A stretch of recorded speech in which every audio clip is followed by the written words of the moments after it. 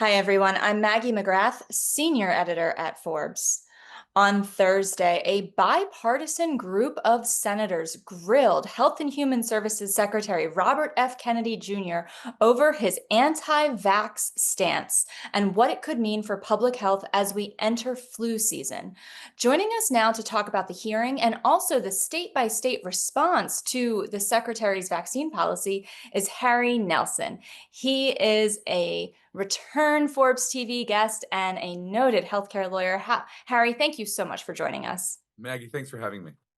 So let's start with yesterday's hearing. I think what was most remarkable to those of us who have been following it is that it wasn't just one party or the other pushing back against RFK Jr.'s vaccine stance. You really saw senators across the aisle grilling him. Tell us what you saw and what rose to your attention. Yeah, as you commented, it is definitely a moment where there was significant, sharp criticism from both sides of the aisle over RFK's management of vaccine policy, and more broadly over his leadership at Health and Human Services, and the chaos that seems to be in place with the recent firing after just a few weeks of CDC Director Susan Manares and the dismantling of the expert advisory panel on vaccines. So we saw a very worried Congress, not just Democrats. This was lawmakers on both sides of the aisle, people like Senator Bill Cassidy, really questioning RFK's credibility, the ways in which he really departed from all the commitments he made during his confirmation hearing, and his effectiveness, and a moment of real pressure and questions about whether he's going to survive. We also saw Wyoming's John Barrasso push back. And this was notable because he is high ranking within the GOP, of course, though he is also an orthopedic surgeon. And I think what we're seeing also are folks across the aisle with medical experience being among the most strident voices on this matter. What do you see as the effect on public health of RFK Jr.'s policies as they stand right now? I think it's safe to say that the policy shifts on vaccine is going to be limiting access.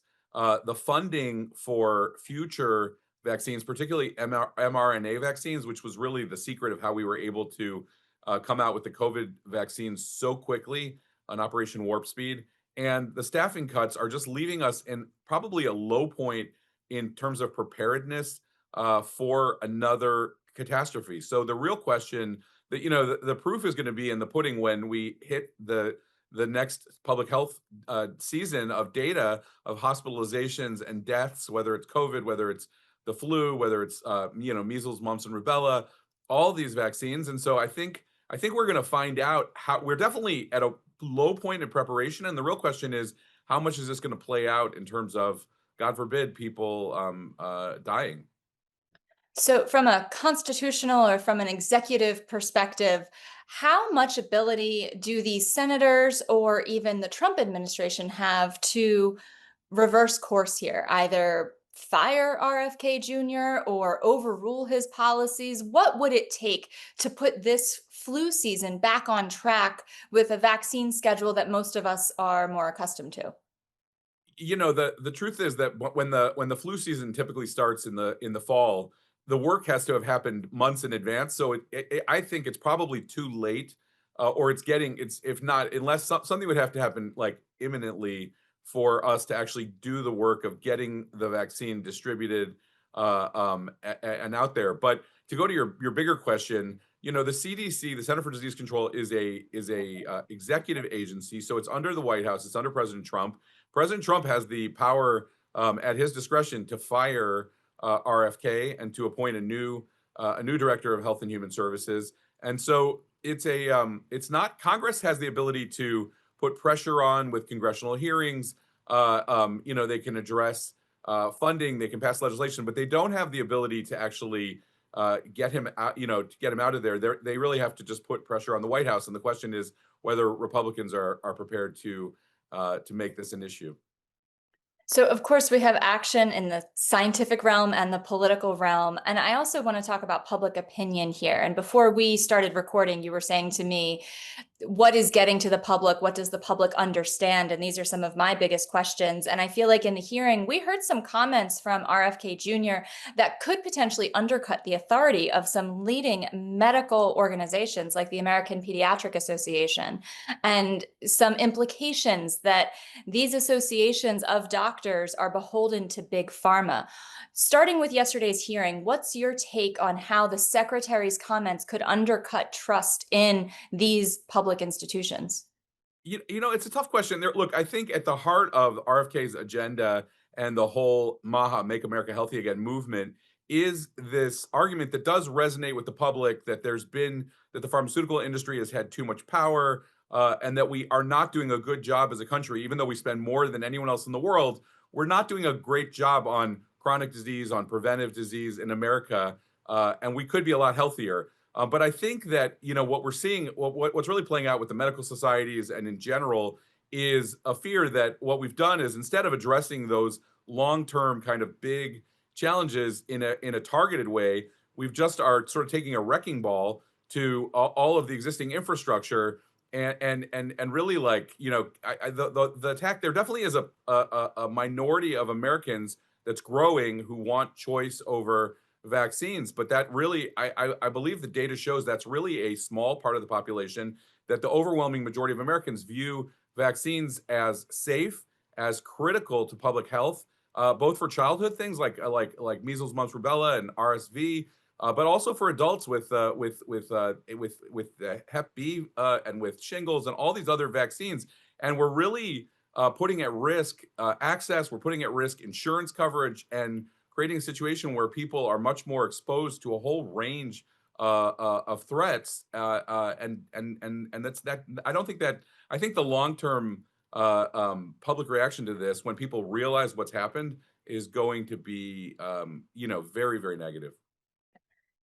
Now, switching gears a little bit, but still on this broader topic. In the past, Harry, you and I have talked about how the reproductive healthcare landscape can go very state by state based on state laws. And within this vaccine environment, we're starting to see that here. We have an almost Western alliance, if I may, of the West Coast states banding together saying we're going to introduce our own vaccine recommendations. We saw Massachusetts Governor Maura Healey say something similar.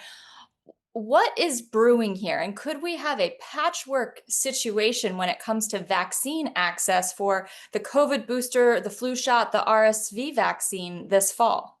Yeah, no, you're exactly right. This is very much a parallel kind of politicization of the public health issue of vaccines that we saw, that's very similar to reproductive health issues, and that we saw around gender reassignment and those issues, where the states are dividing. And so, as you're alluding, California, Oregon, Washington, the Pacific Coast has essentially announced an alliance to try to set its own policy. We've also seen states like Massachusetts and Colorado taking their own initiatives. And what we're likely to see is that many the Democratic-led states are going to essentially fight back by building state-level infrastructure. And it definitely is going. And likewise, you have on the other side, you have Florida, which looks like it may basically make childhood vaccines inaccessible if Governor DeSantis gets his way. So we're seeing this real opening up of a divide. And while it's encouraging for people who live in the right, depending on what you think the right place is, it's not good for us nationally to have to have these divides opening up, and it's putting a lot more burdens on the states to carry the water on these issues. Well, and of course, my question is, whenever there is a kind of state by state patchwork situation, it seems like litigation can come into play. So then, could some of these state policies on vaccines find themselves in the appeals court or even the Supreme Court? Yeah, I think there's certainly a case. I mean, there's in the case of states like Florida, there already have been announced legal challenges to really try to prevent those states from really cutting off access to vaccines for kids in particular. And likewise, we could have arguments about what's called preemption, which is the question of when decisions are federal and what decisions are state. And what's really happening with this piecemealing is that we're seeing the states sort of forced to step back into an area that they've been able to be hands off with. And so there could also be legal challenges about where the authority of the federal government and federal agencies are, where that ends and where state control begins. As a New York resident who is under the age of 65, but with asthma, I will say on a personal note, I've been asking my doctor about, can you write me a prescription? I'm worried about the respiratory illnesses that could affect me this fall. And I have to say, both the pharmacists and the doctors I've asked about this have basically said, we're waiting for guidance from the CDC and or from New York State. And I know you don't have a crystal ball, Harry, but what's your sense of when doctors and pharmacists and medical providers will start having the answers to questions that patients like me are asking? I think what we're going to see is the kind of medical community waking up very quickly to the fact that we're in a new environment where, as you're describing your own situation. I think we're going to see patients who have the information are going to be putting pressure on doctors to start proactively taking the steps necessary to get them access to the medications and that they need and vaccines and so there's going to be a lot more pressure on individual physicians to get up to speed, even as access is cutting back and insurance coverage is cutting back. And as always is the story in America, the biggest burden is going to fall on the lowest income Americans who are sort of the least prepared and have the least amount of resources in terms of information and time and money to address these issues. So, but I think this is a new era for doctors where doctors just need to be much more prepared and equipped to get their patients, the access they need, and to get people thinking much more proactively about their own vaccine coverage and medications in general. More questions for our audience to take on to themselves. One other question I have for you is I'm looking at the Farmer's Almanac, which is forecasting a pretty severe winter and kind of earlier than usual. There's, at least in New York City, some forecasts for snow potentially before Halloween. How bad could this flu, COVID, RSV season be based on what you're seeing and hearing out from your sources? I mean, I've been hearing different things. I think there is a lot of concern that it could very easily be a severe, season. By the way, it was only, I think we now have a lot of data about how things played out in the pandemic, and we can see that when we go back to 2020, and actually the worst year was 2021. We had, I believe the number was over 600,000 Americans dead that year. So that would be like a catastrophic number.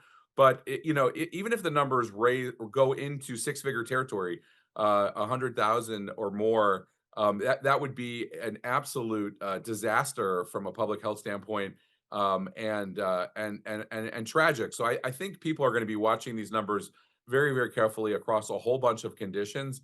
And it's just, I don't have to say, it's obvious that every preventable death is just a real tragedy. And that even though we can talk about this in a very bloodless way in terms of policy, we are talking about people's lives here.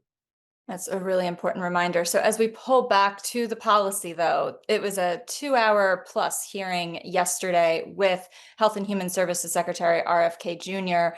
Is there, and we've covered a lot of ground in this conversation, but is there anything else that the secretary said or that the senators asked that strikes you as important and worth sharing with the Forbes audience? I think, even though vaccines were at the top of the agenda, there definitely were other issues. There was the sort of, the way that CDC's top leadership has been sort of just carved, just disappeared within a week.